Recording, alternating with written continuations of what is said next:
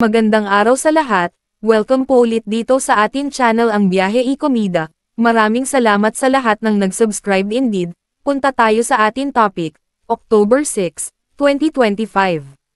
Bahay sa France, hindi umano pag-aari ng Atayde family.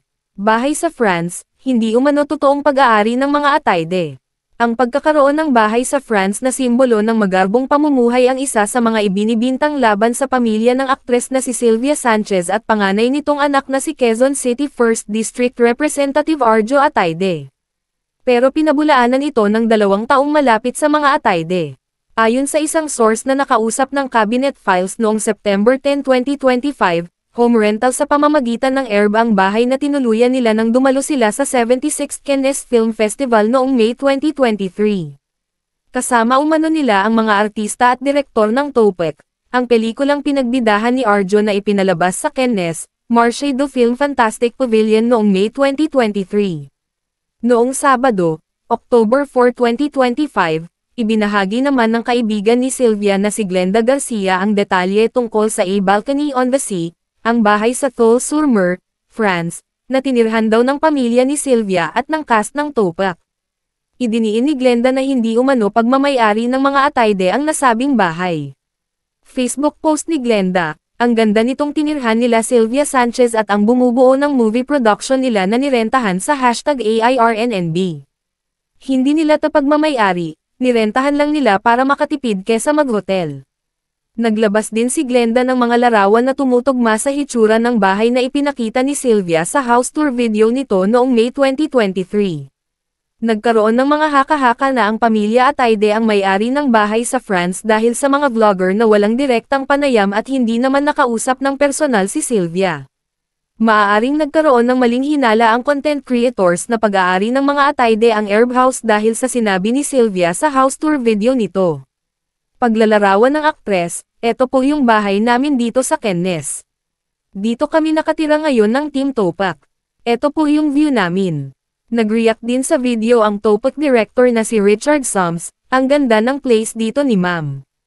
Kasama rin nila sa video ang award-winning actress na si Lorna Tolentino, nakasosyo ni Sylvia sa movie production.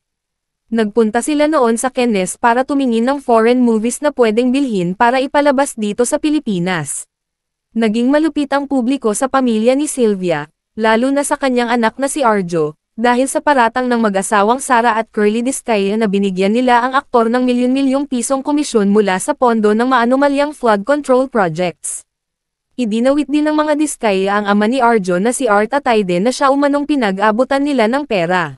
Ang revelasyon ng mga Discaya ang dahilan kaya naungkat ang pamumuhay at mga ari-arian ng pamilya Atayde na punot dulo ng masasakit na batikos sa kanila ng publiko.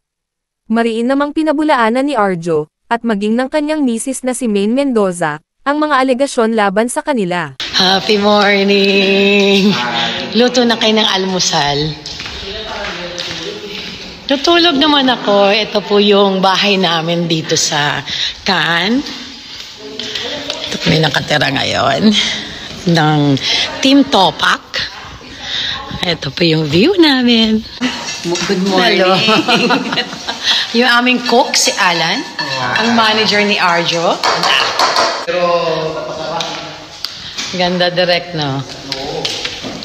So.